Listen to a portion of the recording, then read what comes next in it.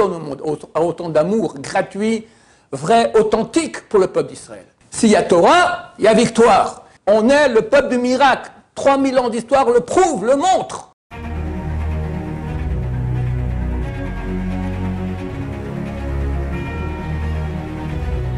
Ce shiur est dédié pour la Refoua Shema, la guérison complète et rapide de Yoshua ben Massaouda, Bezrat Hashem, que Dieu le guérisse complètement, rapidement. Amen va Amen.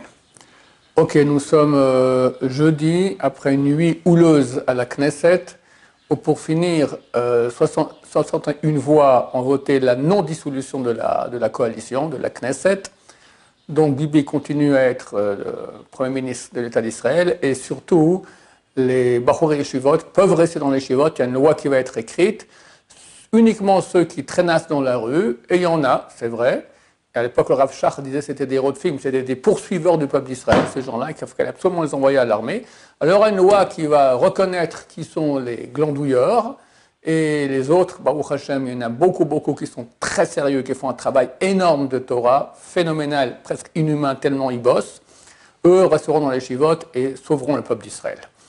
Néanmoins, je dois en parler parce que surtout le monde français ne comprend pas.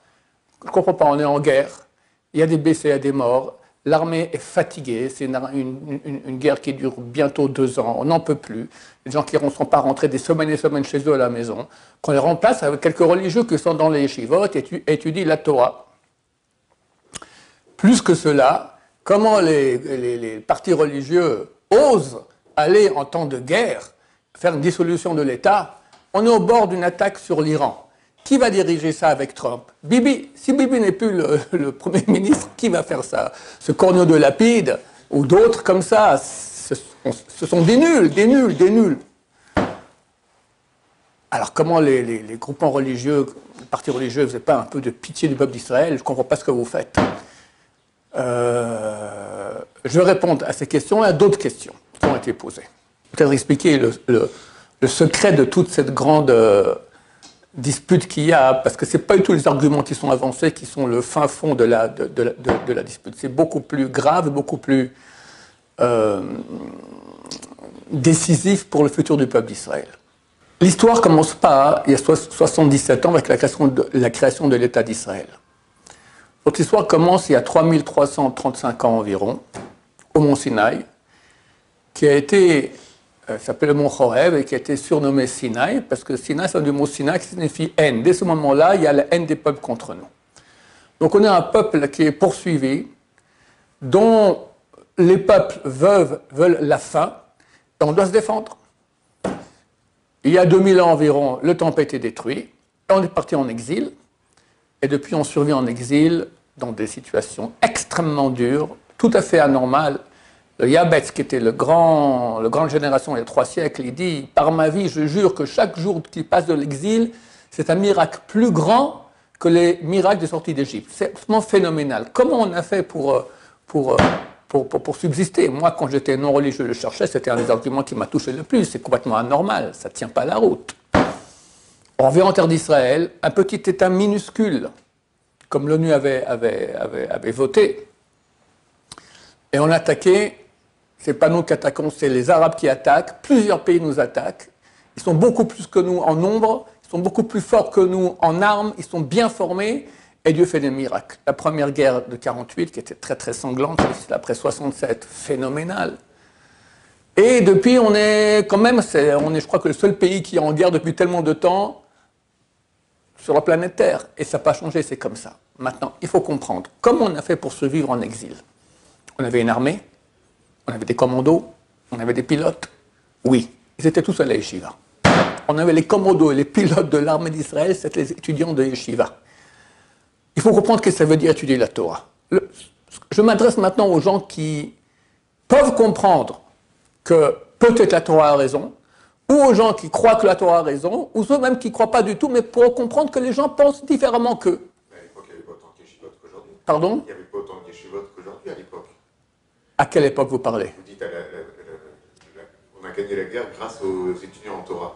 Oui, il y avait un petit peuple, mais néanmoins, il y avait un monde de yeshivot. C'est vrai que pas beaucoup, mais Hachem savait que dans quelques années, je répète la question, vous dites oui, mais quand l'État a été créé et les miracles qu'on a eu à la guerre des Six Jours, j'avais très peu de yeshivot. Je réponds, réponse oui. Et plus que cela, Ben Gurion, quand l'État a été créé, il a dit dans 20 ans, il n'y aura plus aucun religieux dans ce pays. Comme ça, il a dit. Le Razonich, qui avait à la même époque, d'ailleurs, ils se sont rencontrés, il a dit, c'est nous qui allons gagner. Parce qu'eux font peu d'enfants et nous on fait beaucoup d'enfants. Donc, on va faire un calcul, c'est bien simple. La moyenne de natalité des orthodoxes en Israël, c'est 7 enfants. Des non-religieux, c'est 1,2 et des fois un chien et un chat aussi en plus. Donc, ils ont fait un calcul. Normalement, en 2050, on sera la majorité, ou moins la moitié de l'État d'Israël. Mais j'y reviendrai parce que c'est exactement ça le point. C'est exactement ça le point. Donc, Razonich a eu raison. Et Dieu, sachant que pour finir, il y aurait ici un monde de Torah florissant comme il n'y a pas eu depuis l'époque du Temple, donc il a fait ses miracles pour ça.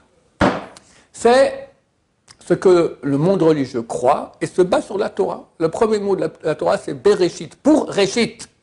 Ce n'est pas au commencement, c'est Barishona au commencement. Bereshit, pour Réchit. C'est qui Réchit? Il y a 2 mots qui sont appelés Réchit dans la Bible, le peuple d'Israël et la Torah. Pour ça, le monde a été créé. Notre garantie d'existence, elle est l'étude de Torah. Comprenez? La garantie d'existence. Il n'y a pas de Torah, il n'y a pas de peuple juif. Il y a eu une tentative des mouvements gauchistes, c'était les communistes et les sionistes athées, de faire quitter tout le monde juif du monde de la Torah. Et ils ont très bien réussi, c'était avant la Shoah. Et bien ça menait à la Shoah. C'est évident que s'il y avait eu un monde de Torah aussi puissant qu'aujourd'hui, il n'y aurait jamais eu la Shoah. Ou il y aurait eu une tentative, mais ça n'aurait pas marché. Donc, d'après le monde juif, d'après la Torah, et ça, il faut que les gens comprennent, et surtout le monde français qui ne comprend pas ça. Pour les Français, Baruch Hashem, ils sont très sionistes, l'armée. Mais ça va, tu as une bonne armée. Mais c'est écrit dans la Télim, si Dieu ne protège pas une ville, le garde ne sert à rien. C'est Dieu qui fait. Un peu de Emouna. Tu vois qu'on voit des miracles extraordinaires. Les gens, l'armée, ils voient ça. Ils voient les miracles qu'il y a. Il y a un ministre religieux israélien qui passe la majorité de son temps dans le trou. Le trou, c'est le QG de l'armée à Tel Aviv. Et il a dit dernièrement, c'est inimaginable le nombre de miracles militaires que nous vivons. Je ne peux pas en parler, il a dit. Et c'est clair que c'est uniquement grâce à l'étude de Torah. Et je dis ça à tous les ministres, à tous les généraux, et ils voient, c'est clair. Bien sûr, les soldats, ils font un boulot fantastique. Moi, je suis ancien soldat, c'est fantastique. Mais comprenez qu'il y a une armée, il y a beaucoup d'unités. Il ne peut pas être que les commandos et que les tankistes. Il faut le service d'enseignement, il faut aussi des bons cuisiniers, et il faut aussi dans le peuple juif une unité qui soit celle qui amène l'aide du ciel. Et sans ça, ça ne marche pas. Donc bravo à tous les soldats, mais laissez les soldats étudiants cette unité-là qui est l'unité du critère de la victoire. Donc il faut comprendre que d'après la Torah, la raison d'existence du peuple d'Israël, c'est l'étude de Torah. Si on enlève l'étude de Torah du peuple d'Israël, il n'y a plus Israël. Si on affaiblit l'étude de Torah d'Israël, alors on affaiblit les soldats sur le front et il y aura des malheurs terribles. Et ça, c'est écrit noir sur blanc. Encore une fois, je parle aux gens qui peuvent comprendre qu'il y a des gens qui croient en la Torah, ou les gens qui croient à la Torah. C'est écrit dans le traité de Makot, page 10, sur le verset « Omdot ayu raglaim b'sharai Yerushalayim » nos pieds se tenaient debout dans tes portails, Jérusalem. La Gemara dit « Grâce à quoi nos pieds se tenaient debout au front ?» À l'époque, ce n'était pas des tanks. Ce n'est pas des avions, c'est des soldats, l'infanterie. Maintenant, celui qui tombe par terre, il est mort. Il fallait se tenir debout face à l'ennemi. Grâce à quoi nos pieds tenaient debout face à l'ennemi sur le front? Grâce au portail de Jérusalem dans lequel on étudiait la Torah.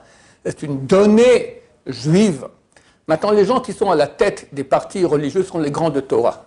Ce sont les gens qui ont le plus grand amour du peuple d'Israël qu'il peut y avoir au monde. Personne au monde a autant d'amour gratuit, vrai, authentique pour le peuple d'Israël.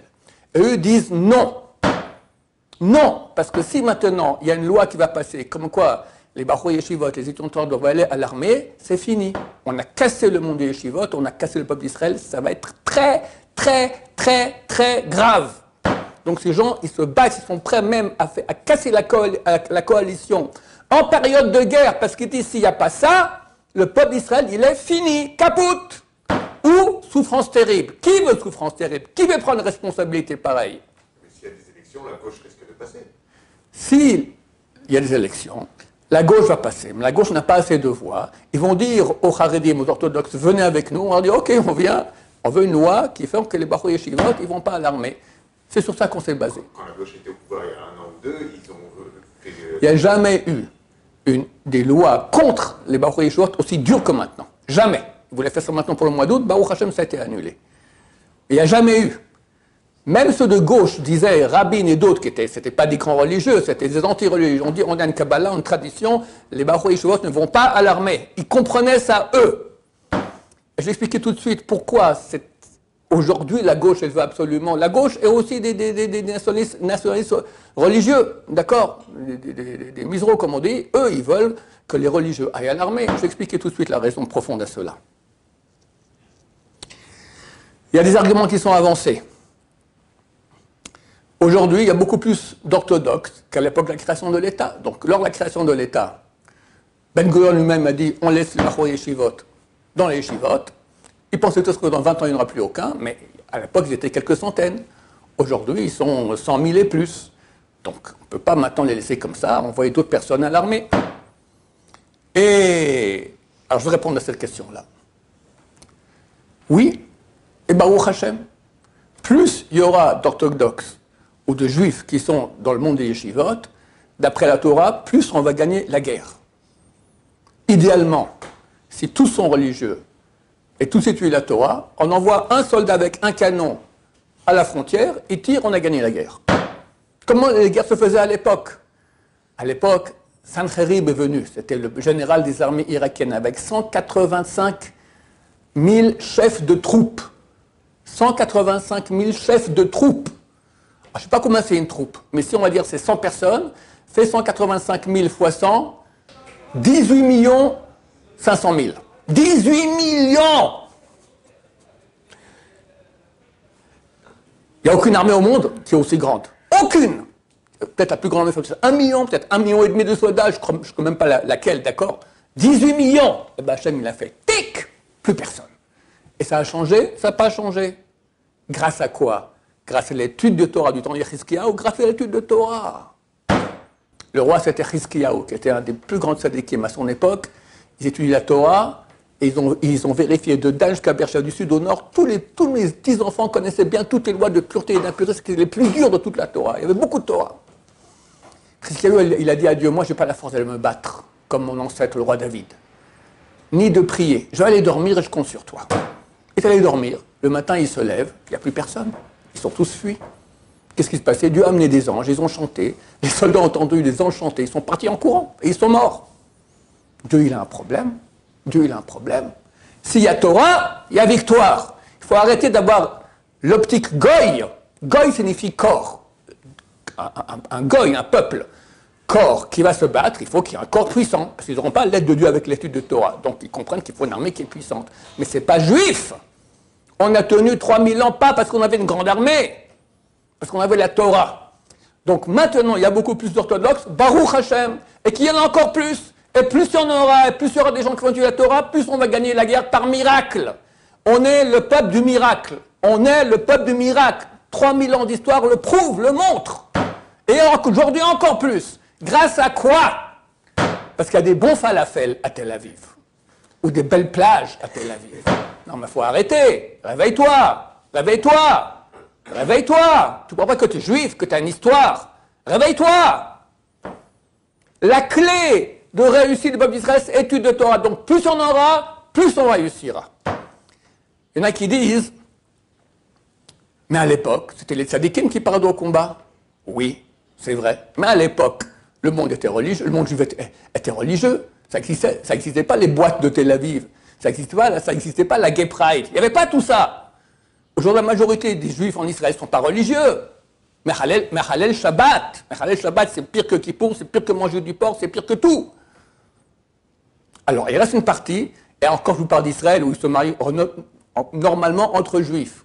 Mais si on prend le peuple juif dans le monde, on est bien plus que les 50% de juifs qui sont assimilés, bien plus. Et le reste, la majorité, ils font pas Shabbat. Et même ceux qui font Shabbat, la majorité, c'est religieux, ouh là là, très light. Qui sont les tzadikim? Il y en a très très peu. Si on sort les tzadikim des yeshivot et on le met sur le front, qui va protéger le peuple d'Israël? Qui va protéger? Moi je suis d'accord, on met tout le monde dans les yeshivot, tous, tout le monde, au lieu de 3 ans d'armée, 3 ans de yeshiva. Tout le monde. Et là on prend les tzadikim, on les met au front, entièrement d'accord. Vous allez voir comment les tzadikim avec des grandes barbes, ils vont tirer ping, un comme ça, et tout le monde va partir en courant. C'est évident, c'est comme ça que fonctionne le peuple d'Israël. Donc ça c'est la réponse à propos des gens qui disent oui, mais dans le temps c'est le tzadikim qui partait de la guerre. Oui, mais c'est quand le peuple d'Israël était religieux. Alors on prenait le tzadikim, mais aujourd'hui si tu prends, où le peuple d'Israël n'est pas religieux, tu prends le tzadikim, tu le mets à l'armée, c'est fini. Il n'y a plus le monde de Torah, et c'est la fin du peuple d'Israël, à Dieu ne plaise. Maintenant j'ai expliqué le fin fond du problème. Il y a 30% de la jeunesse de Tel Aviv qui ne va pas à l'armée. Pourquoi? Les anti-religieux, même du Likoud, Edelstein et les nationalistes religieux sont prêts à faire tomber la coalition en période de guerre. C'était à un cheveu. On dit pourquoi vous faites ça maintenant en période de guerre, mais pourquoi eux? Qu'est-ce qu'on demande? Une loi qui dit que les Bachou Yeshivot sérieux, pas ceux qui vont dans la rue, sérieux, continuent à étudier. Quelqu'un qui a un peu qui est un peu sensé comprend que c'est comme ça qu'a fonctionné le peuple juif depuis toujours.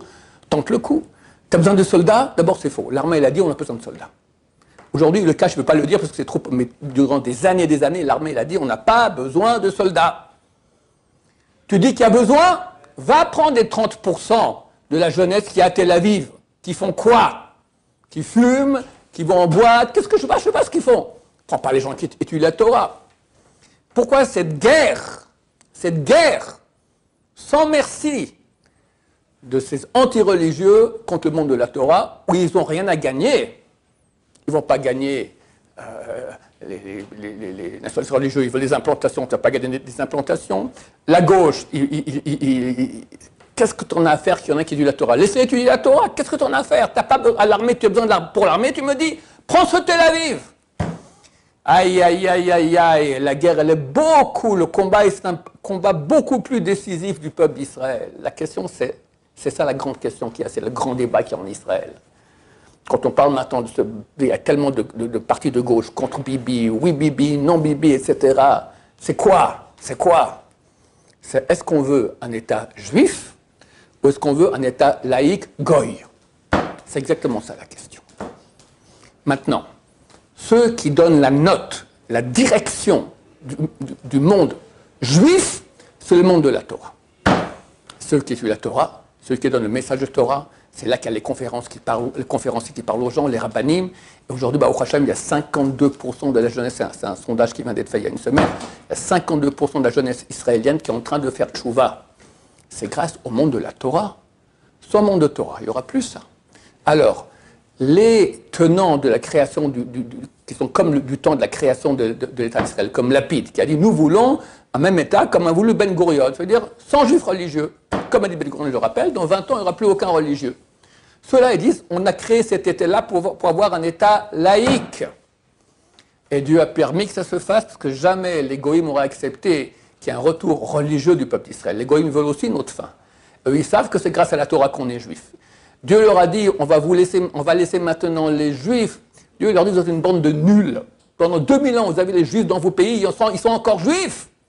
Combien se sont convertis au christianisme? Allez, 1 sur 1 million. Vous êtes des nuls. Je vous donne une solution maintenant fantastique. Les Juifs sont bien plus forts que vous. On va donner maintenant le peuple juif dans les mains de Ben Gurion et sa clique.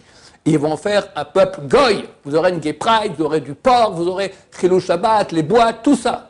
Le côté du mal, il a signé tout de suite. Allez, on vote, hop, majorité, on donne un foyer en Palestine pour le peuple juif. Dans l'optique de Ben Gurion, pendant 20 ans, il n'y a pas aucun religieux, et comme ça, ils sont finis. Et Dieu a accepté. Pourquoi? Parce que jamais le côté négatif aurait accepté, les forces du mal auraient accepté, que le peuple juif revienne en tant que religieux avec les grandes barbes. Et on est rentrés, nous aussi, en douce, 200 familles orthodoxes. Et ils font des enfants. Et après la tchouva, beaucoup de gens qui reviennent. Les non-religieux qui ont voulu, qui font partie qu'on appelle du Erev Rav, que leur but c'est la fin du peuple d'Israël, ils ne savent plus quoi faire. La seule solution, la seule solution pour entraver l'amplification, l'agrandissement du monde religieux qui va faire qu'on sera un peuple juif, c'est toucher le fer de lance des religieux, c'est le monde des yeshivot. Si on touche le monde des yeshivot, c'est fini. On sera un peuple goy. Et c'est ça le fond du débat. Même les nationalistes religieux, eux, ne peuvent pas supporter qu'il y a des religieux plus grands qu'eux, qui ont un monde. Remarquez que dans l'histoire religieux, il n'y a pas de grande Torah. Il y a quelques Talmid Chachamim, c'est clair, mais de grande Torah, il n'y a pas. Des grandes yeshivot, très très peu. La qualité de Torah, elle est beaucoup moindre, c'est normal. Les yeshivot là-bas, c'est moitié armée, moitié Torah. Qu'est-ce qui va sortir de ça? Un monde de Torah d'une puissance comme il y a aujourd'hui en Israël, c'est uniquement chez les orthodoxes. Ils ne peuvent pas supporter ça. Ils ne peuvent pas supporter ça. Non, non, c'est nous les religieux, c'est nous. Avec les implantations, je ne suis pas contre les implantations, je ne suis pas contre le sionisme, mais laissez vivre le monde des yeshivot. Comprenez que vous ne faites pas, qu'il n'y a pas photo. Et ils le savent, ils ne peuvent pas supporter ça. Et la gauche non plus ne peut pas supporter ça. Donc la guerre ici, elle est, est-ce qu'on aura un monde juif ou un monde sioniste avec kippa, mais pas trop religieux, ou un monde complètement laïque. C'est là le fin fond de la discussion. C'est pour ça qu'ils sont prêts. On me demande pourquoi est-ce que les partis religieux, ils osent aller faire une menace de dissolution de la coalition en période de guerre. Pourquoi eux osent dire non, on va prendre les Bahou Yeshivot, les mettre à l'armée, même au risque d'avoir une dissolution de la coalition. C'est vous les tarés. C'est pas si grave. Qu'est-ce que tu as à perdre qu'il y a des gens qui continuent à étudier la Torah? Arrête de raconter des histoires que l'armée a besoin de tout ça. Va prendre ceux qui sont à Tel Aviv. La vraie raison, tu as peur du monde religieux. Oui. Et c'est ça le vrai débat. Eh bien, nous qui sommes religieux, moi j'étais un non-religieux, je suis religieux, je suis parti maintenant, je suis parti dans le camp des gens de l'authenticité du peuple juif, je dis non, et nous gagnerons, Bezrat Hashem. Et Dieu l'a montré. Et vous verrez très bientôt, ma chère Matra, je suis très content, c'est une victoire d'Hachem et du religieux pour que le peuple d'Israël continue à survivre. Il faut que les Français comprennent cela. Ça va. Il y a autre chose que l'armée. Il y a autre chose que le... Vous savez que moi j'ai fait l'armée. De mon temps, ça n'a pas changé. Pour un combattant avec 15 non-combattants. C'est quoi un non-combattant? Ton action dans leur bureau, ça tourne les pouces. Il y en a, il faut savoir. Pas tout le monde est très motivé de faire l'armée, tout ça. Il y a 15 non-combattants. Et bien chez nous, il y a encore une unité qui s'appelle les non-combattants du monde religieux, qui sont le critère de la victoire d'après la Torah. C'est grâce à eux qu'on gagne. Laissez-les. Vous êtes vraiment des gens qui aiment le peuple d'Israël, vous aimez l'armée d'Israël, vous aimez les victoires d'Israël, alors laissez cette unité-là. Pas tous sont au front. Il y en a qui sont pas au front à l'armée, beaucoup, comme je dis, 15 sur 1. Il y en a il y a une unité qui s'appelle l'unité des étudiants des yeshivot qui sont les commandos du peuple d'Israël. Laissez-les et on gagnera parce qu'on a Dieu avec nous si on fait ça. Baruch Adonai, l'olam, amen, amen.